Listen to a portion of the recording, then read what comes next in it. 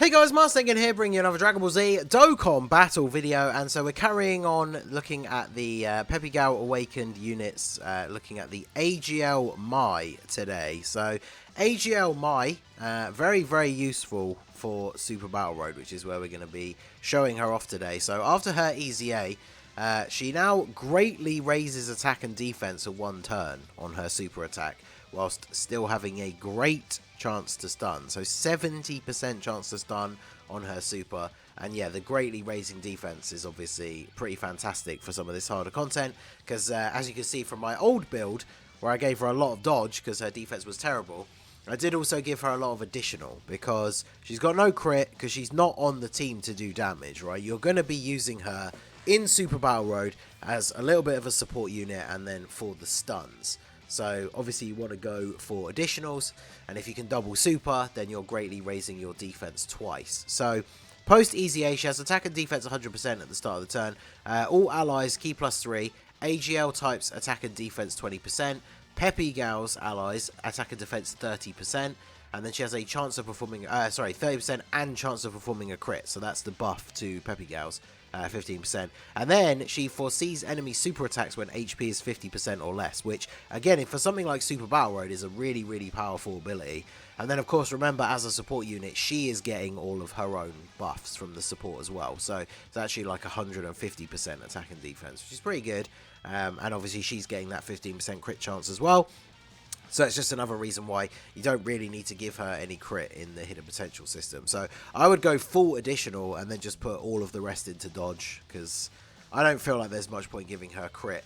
I had started link leveling her back when I was trying to do Super AGL, like way back in the day before we'd done the ESBR for that. Unfortunately, she does only have 6 links, which is unfortunate. But she's got some pretty decent ones. We're going to run her on the future team. We're doing the future saga only stage of Extreme Super Battle Road. I know people found this one to be one of the more challenging ones when it came out, largely because this category has not had any buffs in a long time. So on the first turn, we had to use a Whis because we did not have a good starting rotation at all. And as you can see, we did take 2 supers in the first turn. So we've come into this turn at half health, which of course allows us to now see that 17 is going to be super attacking in the middle slot here. So what we can do is, let's go ahead and deal damage to, we're just focusing on getting rid of 18 first here. So we're going to focus on dealing damage with the Trunks and Mai. We've got a decent set of links active here.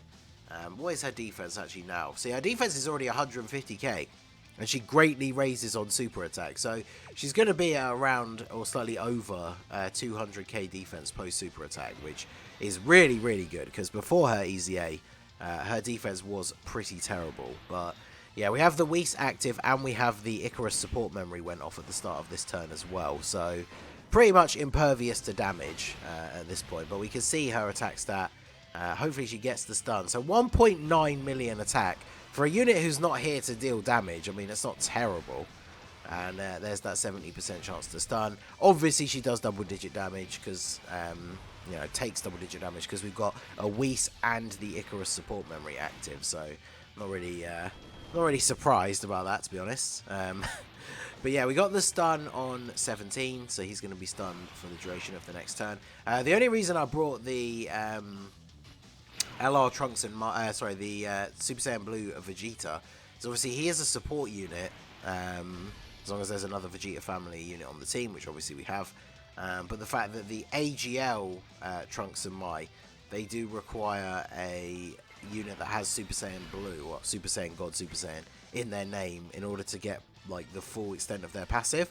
Because I was originally just going to throw the physical Trunks on here instead, but obviously he's not a Super Saiyan Blue, so Vegeta can fill that support role. They basically give the same support buff anyway, but that allows that AGL Trunks and Mai to get their full passive. Normally you would probably be using, I would imagine, a Vegito Blue on the future team to get this full passive activated for them. But no stun from the LR Trunks and Mai, showing how flashbacks to the nightmare of trying to do the future saga no items run with Trunks and Mai repeatedly not getting stuns. But took a lot of damage here, but that of course means that we've got the ability for Mai here. So now this actually works out pretty nicely because we can go ahead and active skill against you. Because knowing where the super attacks are is such a powerful mechanic. So I think honestly the fact that her main use is probably going to be in Super Battle Road, the fact that she has that ability when you're on low health is really, really good. Because obviously we were able to know straight away that 17 was going to attack in that first slot. So now he is stunned, and then Mai can go ahead and either stun or just finish off the Android 18 here. So we will go ahead and heal up first though, just in case. But her defense is 173k with the defensive support from Gowasu and Zamasu. So she definitely jumps up way above 200k. So let's just go ahead and grab this. Obviously our defense is going to jump up even more now. Yeah, 260k. And then yeah, we'll go ahead and do this. So we'll definitely take out 18 this turn. We got the guaranteed stun on 17. It's only for the one turn, but with the active skill from the AGL, Trunks and Mai. And there you go. Mai not getting the stun, but just finishes off Android 18. Like pre-EZA, her damage was terrible, and her defense was not good. The only reason why you could even consider running her is because obviously a 70% chance to stun is really, really good. But her biggest drawback was, of course, the fact that, as you saw there, like if that 70% stun chance doesn't go off, which is very possible, then yeah, she would then just get absolutely destroyed afterwards. So at least now, if the 70% stun chance doesn't go off, at least she's doing a little bit of extra damage, and then her her defense post super attack is actually going to be relatively good. So I didn't need to use this here. I just thought it'd be kind of cool to finish off the fight with this. I never risked like using it during the no items attempt, so we'll go ahead and use that to finish off the future 17 here. So the next fight is going to be the interesting one, because we're going to be up against the Tech Cell. So obviously Tech Cell got type advantage over Mai. Be interesting to see how much damage that she will actually take, because the problem is we're running her on rotation with the AGL Trunks and Mai, and so double AGL unit rotation means we have type disadvantage on everyone. But because ideally I would kind of like to do this, right, in the hopes that Mai gets the stun. Now pre-EZA you just could not do this. This would just be death. She has 150k defense. I mean, that's okay, but for type disadvantage in Extreme Super Battle Road, that is obviously not ideal. So I think what we'll do here is we'll go ahead and throw up an Icarus. Ideally, we're just hoping that we don't get super attacked in slot 1, because, you know, we want to try and get this 70% stun and then get that defense raise. So with the support from Blue Vegeta, 151k. So she's jumping up to over 200k when she super attacks.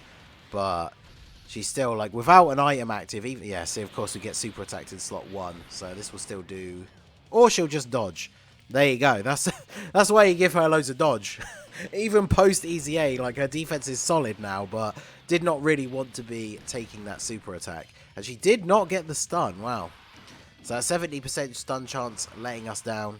At least the normal attacks that she did take were basically just doing double-digit damage, which is something, I guess. Because how much will these guys take? They've got most of their passive active, so yeah, they take double digits as well. So with the support and the Icarus active, like, the team is tanking reasonably well. This Vegeta, though, much older EZA. I wonder if I bet he takes damage here. Yeah, 47k with the Icarus active, and then AGL Mai was taking double-digit damage post-super attack. So, I mean, that's still pretty good, even though she didn't stun, of course. But, right, so LR, Trunks, and Mai, they don't get their dodge chance against Cell, unfortunately. But we'll go ahead and put them in slot 1, see if we can get the stun. And then we'll grab these for Gowasu and Zamasu to at least get the seal at the end of the turn. Because we still got the Icarus active, so doesn't really matter too much that Trunks and Mai can't dodge here. But yeah, there we go. So yeah, I do think that the EZA for AGL Mai, I wanted to try and show off each of these units in a place where I thought they would potentially be the most useful, and then I'm going to use them all on a team together. Well, I guess apart from pan, because we'll do like Peppy Gal's Extreme Super Battle Road with the EZA AGL units on there. But I wanted to try and use them for these showcases in places that they will be the most useful. Because a lot of the time when I'm showing off a unit for the first time, I will just show them off in something like one of the easier Dragon Ball history stages or something like that. But obviously none of those you can actually stun, like pretty much all the way through, right, after the first couple of turns. So it seems kind of pointless to showcase a unit whose real like purpose for being on your team is to be a stunner, like on an event where you can't stun. That seemed like it would be kind of a waste of time. So with no support, 135k pre-super, I mean that's still good. She's still going up to just under like 200k after super attacking, which again, like comparing her to her pre-EZA stats, absolutely awful. And then 1.7 million on the attack again, considering she's not here to do damage. It's pretty good. That's what she's here to do. Get that 70% stun, and then you are away. So yeah, I mean, I think she'll be really, really useful for this stage. Like I said at the start, I know a lot of people were having issues with this one. The category has not seen a lot of buffs in a long time. I'm expecting, or hoping, I guess, for a new Dokkan Fest, like Goku Black, or potentially Zamasu, which will, of course, along with that, bring the EZA for the LR Goku Black and Zamasu, as well as potentially like the Ink Goku Black. So, I mean, buffs for this category are coming at some point, but until then, we kind of need to make do with whatever we can get. So if you're somebody who has been struggling with this stage, I do think the AGL MAI EZA will be helpful. Obviously, with the same name update, you don't need to worry about her running her or the int one, because the int one is very useful as well. And yeah, really the only reason this one was a difficult choice to run before was just because she was so bad defensively. Because that 70% stun chance, it's really attractive to have that potential, but yeah, when you then don't get it, she just got absolutely destroyed after that. Whereas now, her defense post super attack is actually relatively solid. I mean, she's not going to be, you know, tanking hits left, right, and center on ESBR without an item active, but she's not going to get killed in like 2 hits, which, well, I mean, maybe from Cell, right? But she's not going to get killed in like 2 normal attacks. Like in the first fight against the 2 androids, neither of them have type advantage over her, but like pre-EZA, she would be getting hit without an item active for like easily 100k, if not 150. Which is pretty wild. So we'll go ahead and let her get the Dokkan attack here, even though she's obviously not going to do a crazy amount of damage. You've only got defensive support from Gowasu and Zamasu, so still rocking that crazy 1.7 million attack stat. But yeah, you guys will have to let me know what you think down below. Like I said, I definitely think the way to go for her hidden potential is full additional and then the rest into dodge, just because she gives herself that 15% crit chance from her support passive anyway. And she's not there to do damage, so even if she's not critting, it's not the end of the world. I mean, she did crit Cell and do 2 million damage, considering her type disadvantage. She needed to crit to really do any damage. She did more damage than that AGL Trunks and Mai, and this is the turn where we use their active skill, so they get the attack buff as well. So, I mean, I guess her damage is not terrible either. So, yeah, you guys will have to let me know what you think down below of the AGL Mai.